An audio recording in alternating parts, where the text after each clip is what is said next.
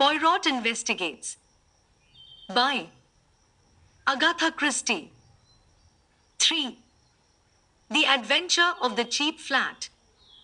So far, in the cases which I have recorded, Poirot's investigations have started from the central fact, whether murder or robbery, and have proceeded from thence by a process of logical deduction to the final triumphant unraveling.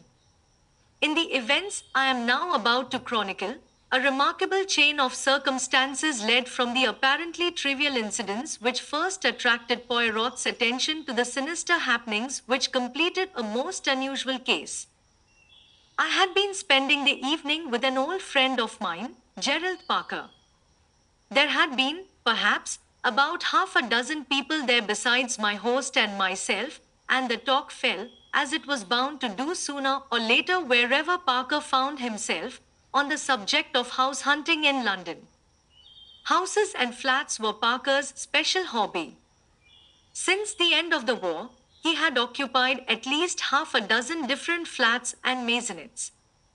No sooner was he settled anywhere than he would light unexpectedly upon a new find, and would forthwith depart bag and baggage. His moves were nearly always accomplished at a slight pecuniary gain, for he had a shrewd business head, but it was sheer love of the sport that actuated him, and not a desire to make money at it.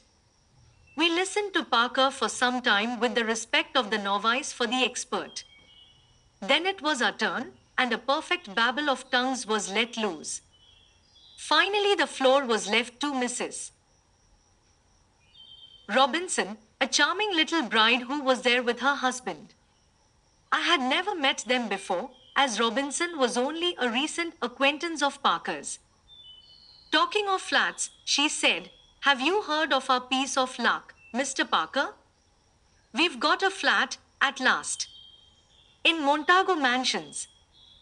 "Well," said Parker, "I've always said there are plenty of flats, at a price." "Yes, but this isn't at a price. It's dirt cheap. £80 a year. But Montagu Mansions is just off Knightsbridge, isn't it? Big handsome building. Or are you talking of a poor relation of the same name stuck in the slums somewhere?" "No, it's the Knightsbridge one. That's what makes it so wonderful." Wonderful is the word. It's a blinking miracle. But there must be a catch somewhere. Big premium, I suppose? No premium. No prem? Oh, hold my head, somebody, groaned Parker. "But we've got to buy the furniture," continued Mrs. Robinson. "Oh." Parker brisked up. "I knew there was a catch. For £50. And it's beautifully furnished." "I give it up," said Parker. "The present occupants must be lunatics with a taste for philanthropy." Mrs. Robinson was looking a little troubled. A little pucker appeared between her dainty brows. "It is queer, isn't it? You don't think that the place is haunted?" "Never heard of a haunted flat," declared Parker decisively. "No." Mrs. Robinson appeared far from convinced. "But there were several things about it all that struck me as, well, queer. For instance," I suggested. "Ah," said Parker, "our criminal expert's attention is aroused. Unburden yourself to him, Mrs. Robinson. Hastings is a great unraveler of mysteries." I laughed, embarrassed but not wholly displeased with the role thrust upon me. "Oh, not really queer, Captain Hastings, but when we went to the agents, Stosser and Pole, we hadn't tried them before because they only have the expensive Mayfair flats, but we thought at any rate it would do no harm. Everything they offered us was £400 and £500 a year, or else huge premiums, and then, just as we were going, they mentioned that they had a flat at 80, but that they doubted if it would be any good going there, because it had been on their books some time and they had sent so many people to see it that it was almost sure to be taken, snapped up, as the clerk put it, only people were so tiresome in not letting them know, and then they went on sending, and people get annoyed at being sent to a place that had, perhaps, been let some time. Mrs. Robinson paused for some much needed breath and then continued. We thanked him and said that we quite understood it would probably be no good, but that we should like an order all the same, just in case. And we went there straight away in a taxi, for, after all, you never know. Number 4 was on the second floor, and just as we were waiting for the lift, Elsie Ferguson, she's a friend of mine, Captain Hastings, and they are looking for a flat too, came hurrying down the stairs. Ahead of you for once, my dear, she said. But it's no good. It's already let. That seemed to finish it, but, well, as John said, the place was very cheap, we could afford to give more, and perhaps if we offered a premium dot, a horrid thing to do, of course, and I feel quite ashamed of telling you, but you know what flat hunting is. I assured her that I was well aware that in the struggle for houseroom the baser side of human nature frequently triumphed over the higher, and that the well-known rule of dog eat dog always applied. So we went up and, would you believe it, the flat wasn't let at all. We were shown over it by the maid, and then we saw the mistress, and the thing was settled then and there. Immediate possession and £50 for the furniture. We signed the agreement next day, and we are to move in tomorrow. Mrs. Robinson paused triumphantly. And what about Mrs. Ferguson? Asked Parker. Let's have your deductions, Hastings. Obvious, my dear Watson, I quoted lightly. She went to the wrong flat. Oh, Captain Hastings, how clever of you, cried Mrs. Robinson admiringly. I rather wished Poirot had been there.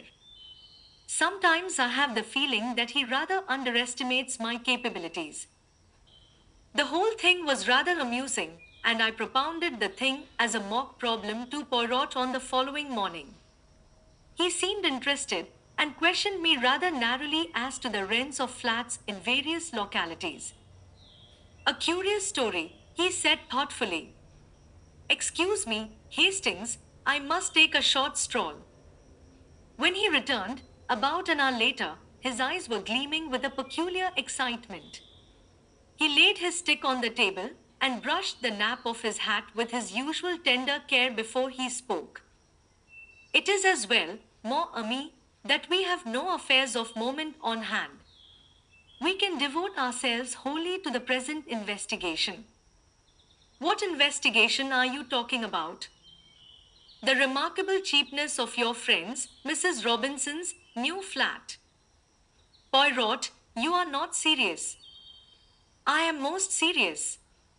Figure to yourself, my friend, that the real rent of those flats is £350. I have just ascertained that from the landlord's agents. And yet this particular flat is being sublet at £80. Why? There must be something wrong with it. Perhaps it is haunted, as Mrs. Robinson suggested.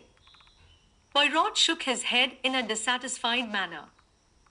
Then again, how curious it is that her friend tells her the flat is let, and, when she goes up, behold, it is not so at all. But surely you agree with me that the other woman must have gone to the wrong flat. That is the only possible solution. You may or may not be right on that point, Hastings. The fact still remains that numerous other applicants were sent to see it, and yet, in spite of its remarkable cheapness, it was still in the market when Mrs. Robinson arrived. That shows that there must be something wrong about it. Mrs. Robinson did not seem to notice anything amiss. Very curious, is it not? Did she impress you as being a truthful woman, Hastings?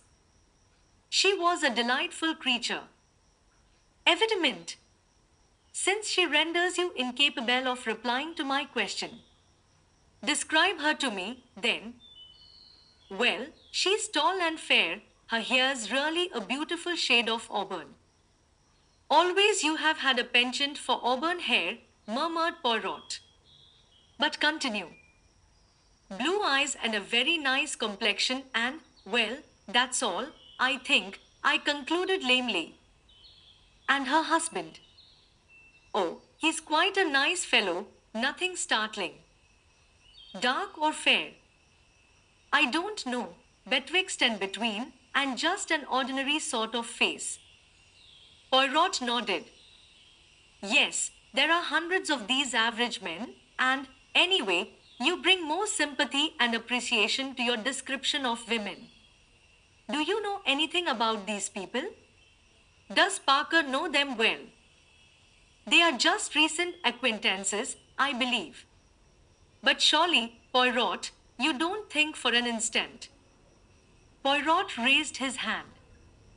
Tout doucement, mon ami. Have I said that I think anything? All I say is, it is a curious story. And there is nothing to throw light upon it, except perhaps the lady's name, Hastings. Her name is Stella, I said stiffly, but I don't see. Poirot interrupted me with a tremendous chuckle. Something seemed to be amusing him vastly. And Stella means a star, does it not? Famous. What on earth? And stars give light. Voila! Calm yourself, Hastings. Do not put on that air of injured dignity. Come, we will go to Montagu Mansions and make a few inquiries. I accompanied him, nothing loath. The mansions were a handsome block of buildings in excellent repair. A uniformed porter was sunning himself on the threshold, and it was to him that Poirot addressed himself. Pardon, but could you tell me if a Mr. and Mrs. Robinson reside here? The porter was a man of few words and apparently of a sore or suspicious disposition. He hardly looked at us and grunted out, Number 4. Second floor. I thank you. Can you tell me how long they have been here? 6 months. I started forward in amazement, conscious as I did so of Poirot's malicious grin. Impossible, I cried. You must be making a mistake.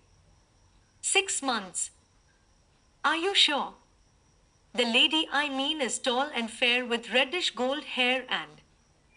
That's air, said the porter. Come in the Michaelmas quarter, they did. Just 6 months ago. He appeared to lose interest in us and retreated slowly up the hall. I followed Poirot outside. Ben, Hastings, my friend demanded slyly. Are you so sure now that delightful women always speak the truth? I did not reply. Poirot had stared his way into Brompton Road before I asked him what he was going to do and where we were going. To the house agent's, Hastings. I have a great desire to have a flat in Montagu Mansions.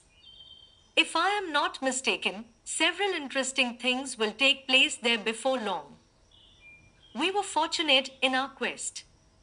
Number 8 on the 4th floor was to be let furnished at 10 guineas a week.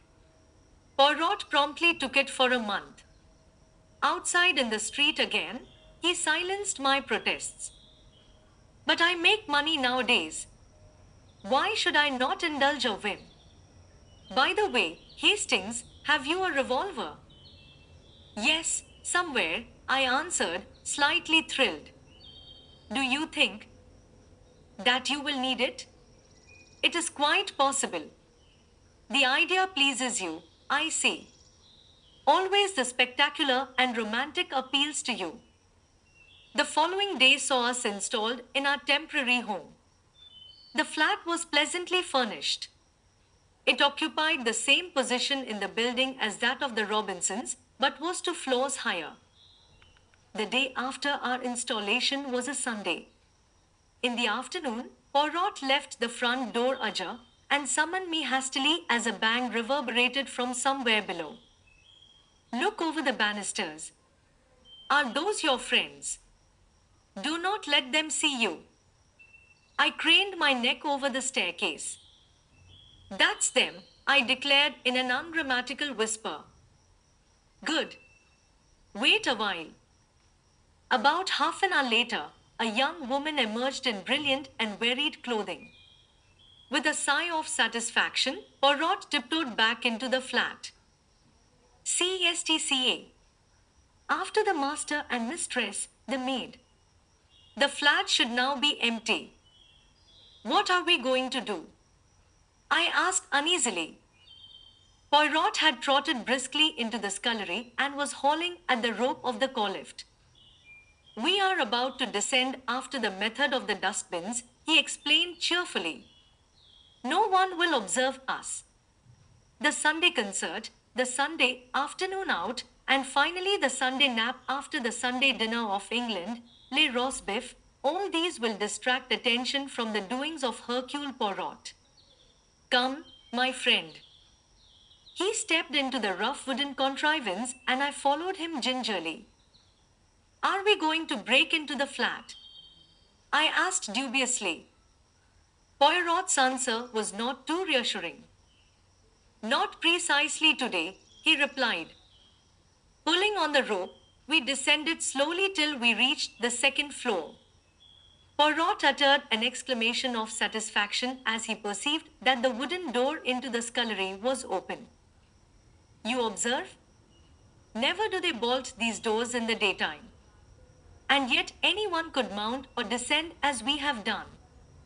At night, yes, though not always then, and it is against that we are going to make provision. He had drawn some tools from his pocket as he spoke, and at once set deftly to work, his object being to arrange the bolts so that it could be pulled back from the lift. The operation only occupied about 3 minutes. Then Poirot returned the tools to his pocket, and we reascended once more to our own domain. On Monday Poirot was out all day, but when he returned in the evening he flung himself into his chair with a sigh of satisfaction. Hastings, shall I recount to you a little history? A story after your own heart and which will remind you of your favorite cinema. Go ahead, I laughed. I presume that it is a true story, not one of your efforts of fancy. It is true enough. Inspector Japp of Scotland Yard will vouch for its accuracy, since it was through his kind offices that it came to my ears. Listen, Hastings. A little over 6 months ago, some important naval plans were stolen from an American government department. They showed the position of some of the most important harbor defenses and would be worth a considerable sum to any foreign government, that of Japan, for example. Suspicion fell upon a young man named Luigi Valderno, an Italian by birth, who was employed in a minor capacity in the department and who was missing at the same time as the papers. Whether Luigi Valderno was the thief or not, he was found 2 days later on the east side in New York, shot dead. The papers were not on him. Now for some time past Luigi Valderno had been going about with a Miss Elsa Hart, a young concert singer who had recently appeared and who lived with a brother in an apartment in Washington.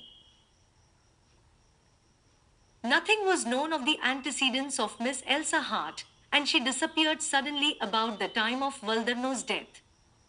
There are reasons for believing that she was in reality an accomplished international spy who has done much nefarious work under various aliases. The American Secret Service, whilst doing their best to trace her, also kept an eye upon certain insignificant Japanese gentlemen living in Washington. They felt pretty certain that, when Elsa Hart had covered her tracks sufficiently, she would approach the gentleman in question. One of them left suddenly for England a fortnight ago. On the face of it, therefore, it would seem that Elsa Hart is in England. Poirot paused, and then added softly, the official description of Elsa Hart is, height 5 feet 7, eyes blue, hair auburn, fair complexion, nose straight, no special distinguishing marks. Mrs. Robinson. I gasped. Well, there is a chance of it, anyhow, amended Poirot. Also, I learned that a swarthy man, a foreigner of some kind, was inquiring about the occupants of number 4 only this morning. Therefore, mon ami, I fear that you must forswear your beauty sleep tonight and join me in my all-night vigil in the flat below, armed with that excellent revolver of yours, bien entendu. Rather, I cried with enthusiasm. When shall we start? The hour of midnight is both solemn and suitable, I fancy. Nothing is likely to occur before then. At 12 o'clock precisely, we crept cautiously into the co-lift and lowered ourselves to the second floor. Under Poirot's manipulation, the wooden door quickly swung inwards and we climbed into the flat. From the scullery we passed into the kitchen where we established ourselves comfortably into chairs with the door into the hall ajar. Now we have but to wait, said Poirot contentedly, closing his eyes. To me, the waiting appeared endless. I was terrified of going to sleep. Just when it seemed to me that I had been there about 8 hours and had, as I found out afterwards, in reality been exactly 1 hour and 20 minutes, a faint scratching sound came to my ears. Poirot's hand touched mine. I rose, and together we moved carefully in the direction of the hall. The noise came from there. Poirot placed his lips to my ear. Outside the front door. They are cutting out the lock. When I give the word, not before, fall upon him from behind and hold him fast. Be careful, he will have a knife. Presently there was a rending sound, and a little circle of light appeared through the door. It was extinguished immediately, and then the door was slowly opened. Poirot and I flattened ourselves against the wall. I heard a man's breathing as he passed us. Then he flashed on his torch, and as he did so, Poirot hissed in my ear. Alice. We sprang together. Poirot with a quick movement enveloped the intruder's head with a light woolen scarf whilst I pinioned his arms. The whole affair was quick and noiseless. I twisted a dagger from his hand, and as Poirot brought down the scarf from his eyes, whilst keeping it wound tightly round his mouth, I jerked up my revolver where he could see it and understand that resistance was useless. As he ceased to struggle, Poirot put his mouth close to his ear and began to whisper rapidly. After a minute the man nodded. Then, enjoining silence with a movement of the hand, Poirot led the way out of the flat and down the stairs. Our captive followed, and I brought up the rear with the revolver. When we were out in the street, Poirot turned to me. There is a taxi waiting just round the corner. Give me the revolver. We shall not need it now. But if this fellow tries to escape. Poirot smiled. He will not. I returned in a minute with the waiting taxi. The scarf had been unwound from the stranger's face, and I gave a start of surprise. He's not a Jap, I ejaculated in a whisper to Poirot. Observation was always your strong point, Hastings. Nothing escapes you. No, the man is not a Jap. He is an Italian. We got into the taxi, and Poirot gave the driver an address in St. John's Wood. I was by now completely fogged. I did not like to ask Poirot where we were going in front of our captive, and strove in vain to obtain some light upon the proceedings. We alighted at the door of a small house standing back from the road. A returning wayfarer, slightly drunk, was lurching along the pavement and almost collided with Poirot, who said something sharply to him which I did not catch. All three of us went up the steps of the house. Poirot rang the bell and motioned us to stand a little aside. There was no answer, and he rang again and then seized the knocker, which he plied for some minutes vigorously. A light appeared suddenly above the fanlight, and the door was opened cautiously a little way. What the devil do you want? A man's voice demanded harshly. I want the doctor. My wife is taken ill. There's no doctor here. The man prepared to shut the door, But Poirot thrust his foot in adroitly. He became suddenly a perfect caricature of an infuriated Frenchman. What you say? There is no doctor. I will have the law of you.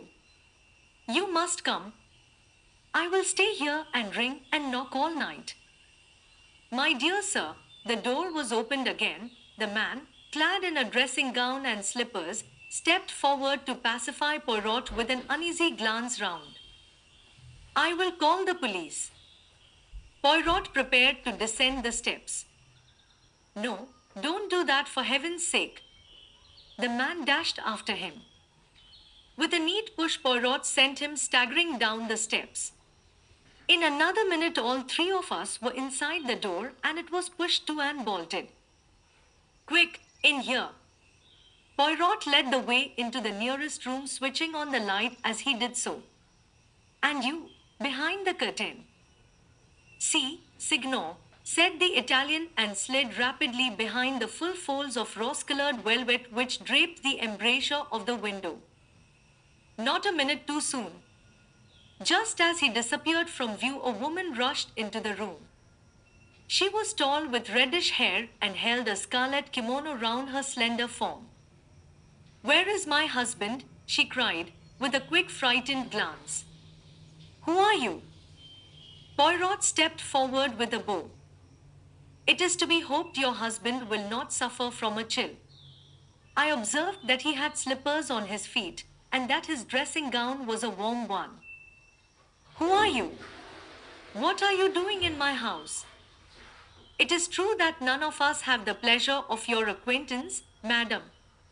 It is especially to be regretted as one of our number has come specially from New York in order to meet you. The curtains parted and the Italian stepped out. To my horror, I observed that he was brandishing my revolver, which Poirot must doubtless have put down through inadvertence in the cab. The woman gave a piercing scream and turned to fly, but Poirot was standing in front of the closed door. Let me by, she shrieked. He will murder me. Who was it that crouped Luigi Valdano? Asked the Italian hoarsely, brandishing the weapon and sweeping each one of us with it. We dared not move. My God, Poirot, this is awful. What shall we do? I cried. You will oblige me by refraining from talking so much, Hastings. I can assure you that our friend will not shoot until I give the word. You sure oh that, eh? Said the Italian, leering unpleasantly. It was more than I was, but the woman turned to Poirot like a flash. What is it you want? Poirot bowed. I do not think it is necessary to insult Miss Elsa Hart's intelligence by telling her. With a swift movement, the woman snatched up a big black velvet cat which served as a cover for the telephone. They are stitched in the lining of that. Clever, murmured Poirot appreciatively. He stood aside from the door. Good evening, madam.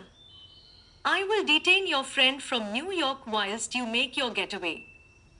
What a fool, roared the big Italian, and raising the revolver he fired point blank at the woman's retreating figure just as I flung myself upon him. But the weapon merely clicked harmlessly and Poirot's voice rose in mild reproof.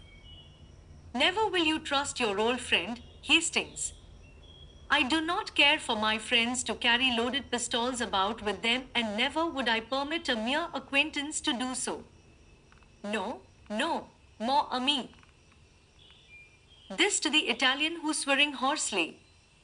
Poirot continued to address him in a tone of mild reproof. See now what I have done for you. I have saved you from being hanged. And do not think that a beautiful lady will escape. No, no, the house is watched, back and front. Straight into the arms of the police they will go. Is not that a beautiful and consoling thought? Yes, you may leave the room now. But be careful, be very careful.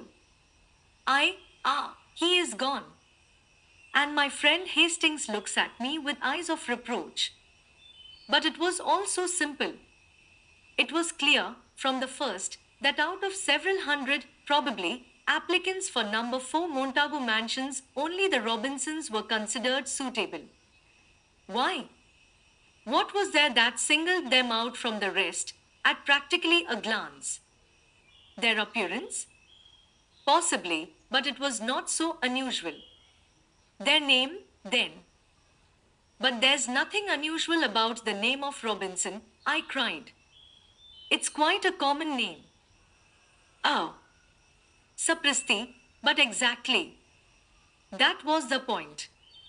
Elsa Hart and her husband, or brother or whatever he really is, come from New York and take a flat in the name of Mr. and Mrs. Robinson. Suddenly they learn that one of these secret societies, the Mafia or the Camorra, to which doubtless Luigi Valderno belonged, is on their track. What do? They hit on a scheme of transparent simplicity. Evidently, they knew that their pursuers were not personally acquainted with either of them. What then can be simpler? They offer the flat at an absurdly low rental. Of the thousands of young couples in London looking for flats, there cannot fail to be several Robinsons. It is only a matter of waiting. If you will look at the name of Robinson in the telephone directory, you will realize that a fair-haired Mrs. Robinson was pretty sure to come along sooner or later. Then what will happen? The avenger arrives. He knows the name, he knows the address. He strikes. All is over, vengeance is satisfied, and Miss Elsa Hart has escaped by the skin of her teeth once more. By the way, Hastings, you must present me to the real Mrs. Robinson, that delightful and truthful creature. What will they think when they find their flat has been broken into? We must hurry back. Ah, that sounds like Jap and his friends arriving. A mighty tattoo sounded on the knocker. How did you know this address? I asked as I followed Poirot out into the hall. Oh, of course, you had the first Mrs. Robinson followed when she left the other flat. Et la bonjour, Hastings. You use your grey cells at last. Now for a little surprise for Jap. Softly unbolting the door, he stuck the cat's head round the edge and ejaculated a piercing meow. The Scotland Yard inspector, who was standing outside with another man, jumped in spite of himself. Oh, it's only Monsieur Poirot at one of his little jokes, he exclaimed, as Poirot's head followed that of the cat. Let us in, Monsieur. You have our friends safe and sound? Yes, we've got the birds all right. But they hadn't got the goods with them. I see. So you come to search. Well, I am about to depart with Hastings, but I should like to give you a little lecture upon the history and habits of the domestic cat. For the Lord's sake, have you gone completely balmy? The cat, declaimed Poirot, was worshipped by the ancient Egyptians. It is still regarded as a symbol of good luck if a black cat crosses your path. This cat crossed your path tonight, Jap. To speak of the interior of any animal or any person is not, I know, considered polite in England. But the interior of this cat is perfectly delicate. I refer to the lining. With a sudden grunt, the second man seized the cat from Poirot's hand. Oh, I forgot to introduce you, said Jap. Mr. Poirot, this is Mr. Burt of the United States Secret Service. The American's trained fingers had felt what he was looking for. He held out his hand, and for a moment speech failed him. Then he rose to the occasion. Pleased to meet you, said Mr. Burt.